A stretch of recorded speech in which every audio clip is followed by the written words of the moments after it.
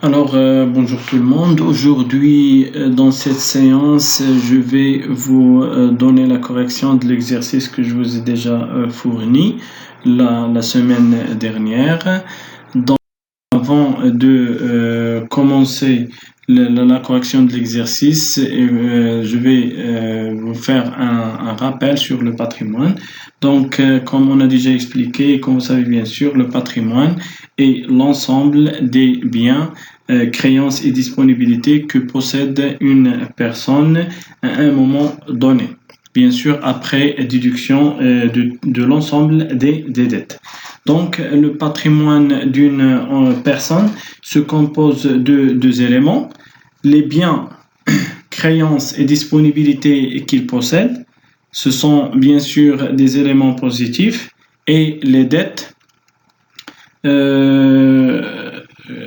qu'elle doit payer, bien sûr, ce sont des éléments négatifs. Alors, le patrimoine net d'une personne égale bien plus créance, plus disponibilité, moins dette. Donc, il faut noter que le patrimoine comprend deux parties. Une partie formée des éléments à usage privé et une partie formée des éléments affectés au commerce. Donc, ce qu'il faut retenir à ce niveau, c'est que la comptabilité s'applique sur la partie du patrimoine affecté au commerce.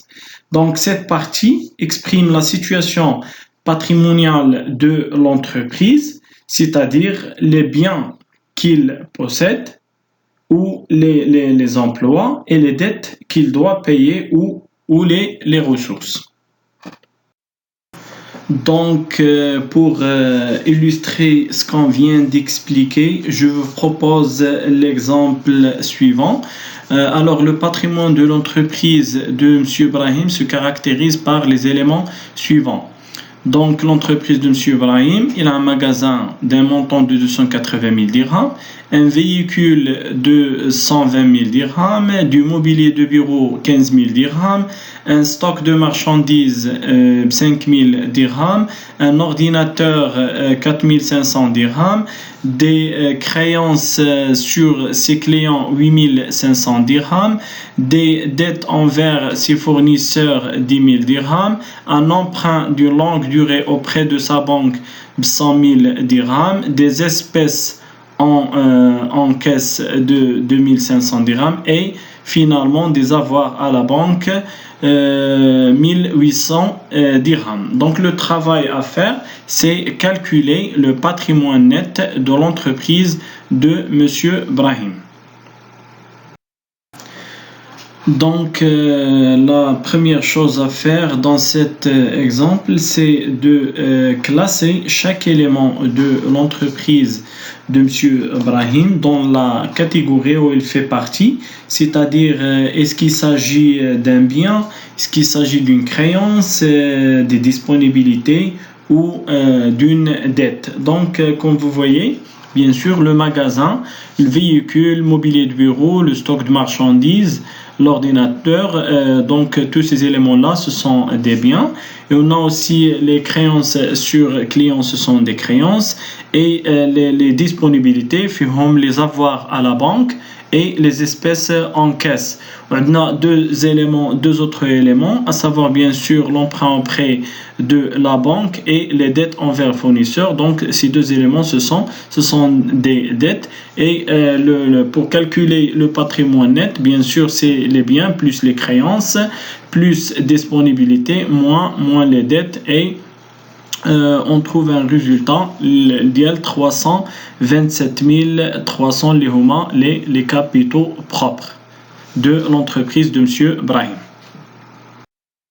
Alors là, un bref appel sur le bilan. Donc le bilan est l'état de synthèse qui donne une photographie sur la situation du patrimoine de l'entreprise à un moment donné. C'est-à-dire le bilan, c'est un tableau qui présente la situation patrimoniale d'une entreprise à une date donnée. Il est divisé en deux parties. La partie gauche comporte les emplois des fonds, c'est ce qu'on appelle actifs, et la partie droite comporte les ressources ou bien les origines des fonds. C'est ce qu'on appelle passif. Donc, selon le code général de la normalisation comptable, qui a retenu bien sûr une classification fonctionnelle pour le bilan, qui comporte deux parties. Une partie réservée à l'actif qui contient trois classes. La classe 2, l'actif immobilisé. La classe 3, l'actif circulant hors trésorerie. Et la classe 5, c'est la trésorerie à actif. Et la deuxième partie qui est réservée le passif, qui contient aussi trois classes, à savoir bien sûr la classe 1, le financement permanent, la classe 4, le passif circulant hors trésorerie, et la classe 5, la trésorerie passive. Donc finalement, le total actif doit être égal au total passif. Donc pour récapituler, donc l'actif c'est l'ensemble des biens que l'entreprise possède, c'est l'emploi des ressources, et le passif c'est l'ensemble des dettes que l'entreprise doit payer, c'est la ressource des emplois. Donc à ce niveau-là, après avoir passé en revue l'ensemble des éléments qui concernent le patrimoine de l'entreprise, nous allons passer à l'élaboration du bilan. Et pour cela, je vous propose de reprendre l'exemple précédent pour tracer le bilan. Donc, parmi les éléments de l'entreprise de M. Ibrahim, on a un magasin. Donc, il s'agit d'une immobilisation corporelle appartenant à l'actif immobilisé, et plus exactement le poste construction d'un montant de 280 000. Deuxièmement, on a un véhicule de 120 000 dirhams. Donc, il s'agit d'un matériel de transport. Donc, bien sûr, c'est une immobilisation aussi corporelle.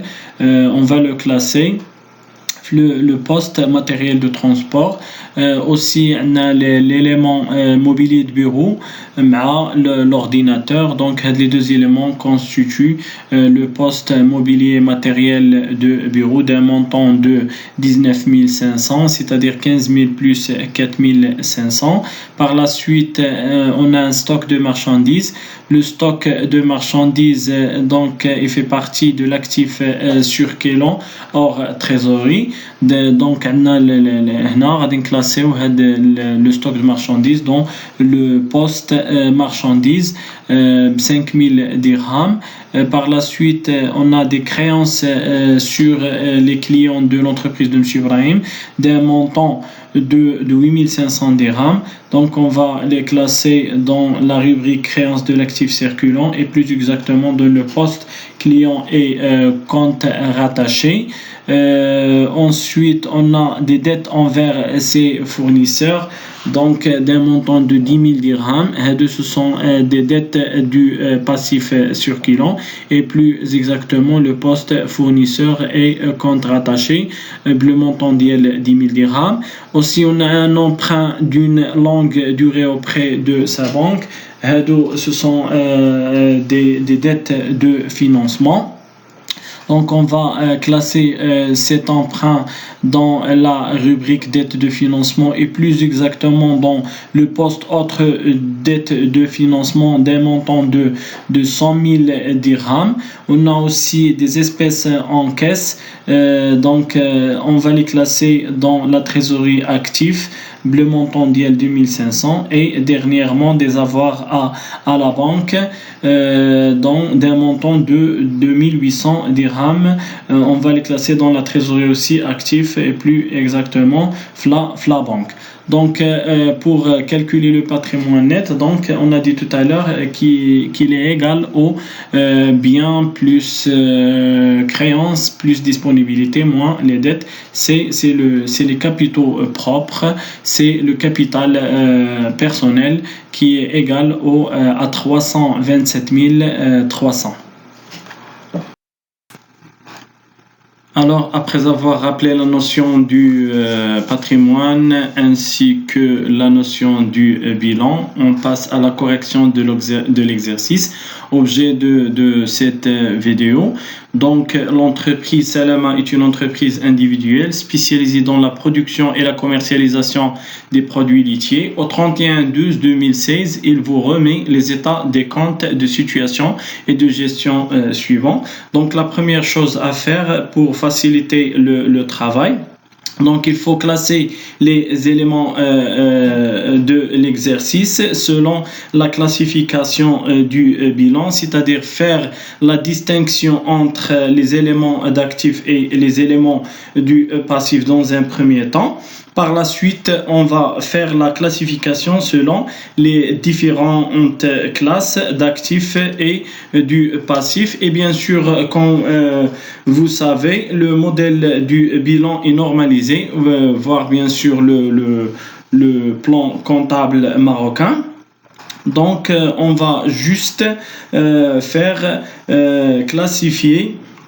Là, on va juste classifier ces éléments dans le bilan. Donc, premièrement, je commence par l'état des comptes de situation ou un compte de bilan. Donc, en ce qui concerne le mobilier de bureau, c'est une immobilisation corporelle, bien sûr, qui fait partie du poste mobilier matériel du bureau. Construction, c'est une immobilisation corporelle aussi. C'est le poste construction. Prêt au personnel, c'est une immobilisation financière qui fait partie du poste prêt immobilisé. Le capital personnel, c'est le financement permanent et plus exactement c'est les capitaux propres. Matériel informatique, c'est une immobilisation corporelle qui fait partie du poste mobilier matériel du bureau. Frais de constitution, c'est un élément qui appartenant plutôt aux immobilisations en valeur. Espèces en caisse, c'est un élément de la trésorerie actif et plus exactement le poste caisse. Matériel de bureau, c'est aussi une immobilisation corporelle qui fait partie du poste matériel mobilier et matériel de bureau. Emprunt auprès des établissements de crédit, c'est un élément de la rubrique dette de financement et plus exactement le poste autre dette de financement. Concernant les titres de participation, c'est une immobilisation financière, le poste titre de participation. Par la suite, il y a les fournisseurs, ce sont des dettes du passif circulant et plus exactement il fait partie du poste fournisseur et compte rattaché. État créditeur, donc ce poste plutôt regroupe les sommes que l'entreprise doit payer à l'État sous forme d'impôts et fait partie des dettes du passif circulant aussi. Matériel de transport, c'est une immobilisation corporelle qui fait partie du poste matériel de transport. Aussi, la banque, c'est un solde débiteur, c'est un élément de la trésorerie active. Fournisseur d'immobilisation, c'est une dette de financement et plus exactement le poste autre dette de financement. Matières et fournitures fait partie des stocks. C'est les stocks appartenant à l'actif circulant hors trésorerie. Organismes sociaux, ce sont des dettes aussi du passif circulant. Le matériel et outillage, c'est une immobilisation corporelle. Titres et valeurs de placement, ça fait partie de l'actif circulant hors trésorerie et plus exactement le poste titre et valeurs de placement. Fonds commercial, c'est une immobilisation incorporelle qui fait partie de la classe de l'actif immobilisé. Produit fini, c'est les stocks. C'est les stocks de l'actif circulant et les clients, ce sont des créances de l'actif circulant et plus exactement le poste client et compte rattaché. Donc voilà comment se présente le bilan de l'entreprise Salama 31/12/2016. Concernant les éléments d'actifs, la colonne gauche, ou les éléments du passif, la colonne droite. Donc à noter que le poste mobilier, matériel de bureau et agencement divers, donc le montant dit 42 500, il regroupe trois éléments: mobilier de bureau 20 000 dirhams, matériel informatique 15 000 dirhams, plus matériel de bureau 7 500. Aussi, il faut noter que les dettes de financement, à savoir bien sûr le poste autre dette de financement, il regroupe deux éléments. C'est les emprunts auprès des établissements de crédit plus le fournisseur d'immobilisation. Donc 228 000 plus 142 000, ça va nous donner 370 000. Donc d'après les calculs, on a trouvé que le total actif égale 2 millions et le total passif égale 1 796 500. Donc on constate à ce niveau que le total actif est supérieur au total passif, et on sait que donc le résultat égale total actif moins total passif. Donc ce qui va nous donner 2 millions moins 1 796 500. Les ratatena à 203 500. Banque bleue, signe positif. Donc il s'agit d'un bénéfice dans ce cas qui doit être enregistré au bilan au niveau des capitaux propres avec le signe positif. Comme vous voyez, les éléments du passif au-dessous du capital social au personnel plus 203 500. Donc une remarque, à noter que le même résultat provient aussi de la différence entre les produits et les charges au niveau du CPC.